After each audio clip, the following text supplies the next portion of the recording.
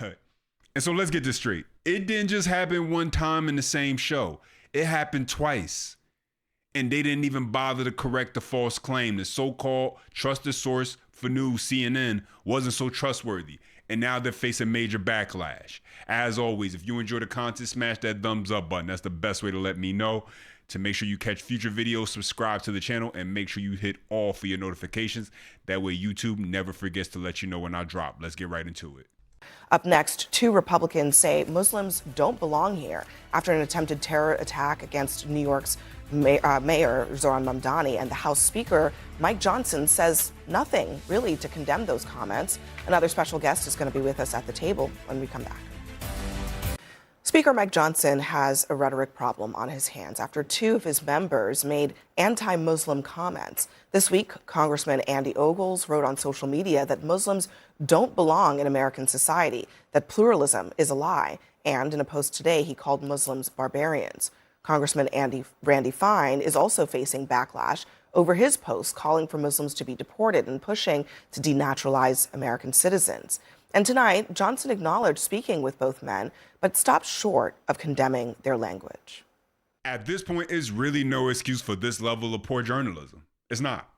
And I think it's weak and disingenuous to then, after you make such a statement on network TV, that you then go back and post on X about how, my bad, I'm sorry, I made a mistake. And so that's what Abby Phillips did, right? She went on X, posted at 7:28, March 11th in the morning. I want to correct something I said last night. The bombs thrown in New York City over the weekend by ISIS-inspired attackers was thrown into a crowd of anti-Muslim protesters and not specifically targeted at Mayor Mamdani. The wording was inaccurate and I didn't catch it ahead of time. I apologize for the error. Give me a break. The question is, why does this keep happening? It's because when you are more focused on pushing a message, despite it not being rooted in the truth, forget that, then yeah, you're going to keep saying things that are false. And when you get caught, you're going to look like an idiot because it's so obvious what's going on. And it's not like this just happens rarely. It happens often. In fact, it happened twice on the same show when Anna Navarro also made false claims. And just as you'd expect, Abby Phillips didn't care to correct it. Take a listen. What I find ironic is, so supposedly some of these comments are as a result of the attempt against Mayor Mamdani in New York, who was raised Muslim, was he not? Himself. Yeah. So they're being anti-Muslim and they're finally defending Mamdani over something. To be clear, the attack wasn't on Mayor Mamdani. It was on people protesting. It was attacking protesters, people protesting Mamdani. Right by his house. To frame it as an anti-Muslim attack would actually completely reverse what happened. Someone who shouted Allah Akbar threw a bomb that didn't go off at the protesters. Republicans are finally doing something in defense of a Muslim, in this case, Mamdani. As a Republican, but let me just finish this point. Wow. And so she had plenty of smoke for the conservatives defending their stance, but none for the false claims being made, which is the standard on CNN. Let's not get it twisted. And it's why they're dying in the ratings polls. People aren't going to tune in to listen to you just make things up and always defend liberal agendas. And it's obvious what's going on, because you notice how it's never the other way around. They're never too pro-Trump, right? Never give him too much credit or too pro-America, right? It's pretty one-sided. So that's the problem. And so why did this happen? It happened because instead of focusing on the facts of the events that took place in New York City, where this is now the second terrorist attack that happened in this country in a matter of days. But Abby Phillips, CNN, they're more concerned about telling you a story about what they want you to believe. And it's not just her. Like I said, it's the network, it's CNN. That's the standard. That's why they had to delete a post after receiving massive backlash for completely downplaying what really happened. Let's check this out. CNN facing backlash over a now deleted post about the 2 New York City terror suspects who threw those IEDs outside a Gracie mansion. Here's the original post. CNN writing, quote, 2 Pennsylvania teenagers crossed into New York City Saturday morning for what could have been a normal day enjoying the city during abnormally warm weather. Yeah, that's their first line. But in less than an hour, their lives would drastically change as the pair would be arrested for throwing homemade bombs during an anti-Muslim protest outside of Mayor Zohran Mamdani's home. But after facing fierce criticism, CNN put out a statement saying the Post, quote, failed to reflect the gravity of the incident, thereby breaching the editorial standards we require for all our reporting. Here to react, Fox News contributor and Washington Examiner senior writer Joe Concha. Joe, how does someone who has managed to get a job at the national news level, you know, understanding what the lead of a story is and what's the supplemental information in a story, ever think to write that story like it's a feature in the travel section?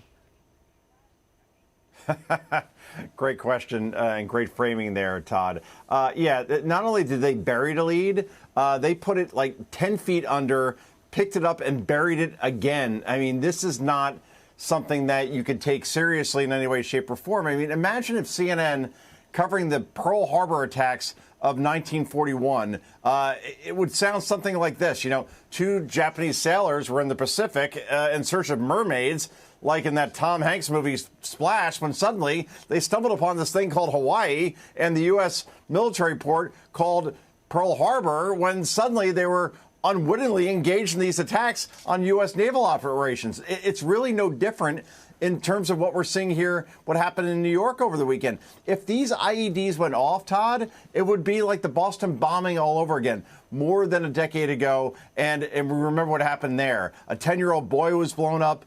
3 people were killed, 500 injured. Look, these suspects are Islamic extremists who sought to take out and maim Americans that they disagreed with.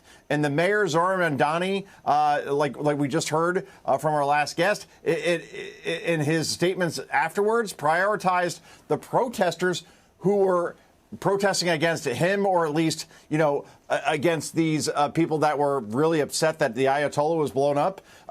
He actually prioritized talking about them over the terrorists who tried to kill them. So this is where we are at this point. But thank God the NYPD did their job and made sure that no one was hurt here, because this could have been very, very bad, Todd. Yeah, thank you. And so you have that going on, ladies and gentlemen. And then you have this where 2 days after Islamists threw an IED at New Yorkers in the name of ISIS, Zohran Mamdani hosts Syrian national and Hamas supporter Mahad Khalil at the New York City mayor mansion. And Mamdani posted, "For Mohammed Khalil, this past year has been marked by profound hardship and by profound courage. A year ago, Mohammed was walking home through our city after sharing an iftar with his wife, Noura, when he was detained by federal agents, flown to Louisiana, and then held in an ICE facility." And so you got a lot of people who are frustrated with Mamdani because he's hosting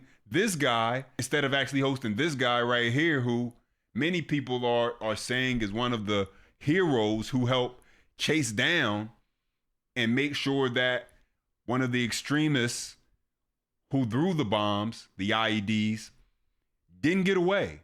On both sides, we could have lost many cops and civilians. You should have already taken charge within the first hour, not 24 hours later. They're talking about the mayor here, James. Yeah, and the other night, instead of hosting the 2-star police chief who leaped over the barricades and ran this guy down who had thrown the bomb, the mayor decides at Gracie Mansion to host Mahmoud Khalil. I mean, he's sending such a awful, awful message here to the rank and file. And remember, the mayor, when he was a private citizen who had commented on Twitter then that he saw a cop crying in his car and nature was healing. This is something that, again, the men and women of the NYPD will do the right thing. They're going to enforce the laws. They're going to show up for work. But they understand that this man on the screen right now does not have their back. Yeah, so New York City is learning very quickly what they're getting with Zohran Mamdani. And until liberal cities learn, like Los Angeles with Karen Bass, Chicago with Brandon Johnson, oh, you thought Chicago was bad, New York City is cooked with Mamdani because his policies are failing policies. It's not a matter of if they will fail, but when. It's just a matter of time. And how long before New Yorkers start blaming him for everything, but really is what they asked for. And it's only a matter of time, just like I predicted with Abby Phillip, because these networks at some point get tired of losing. And CNN is losing in the ratings. And so we'll see. Those are my thoughts in the update. As always, if you enjoy the content, smash that thumbs up button. That's the best way to let me know. Subscribe to the channel to stay locked in with future videos. And as always, until next time.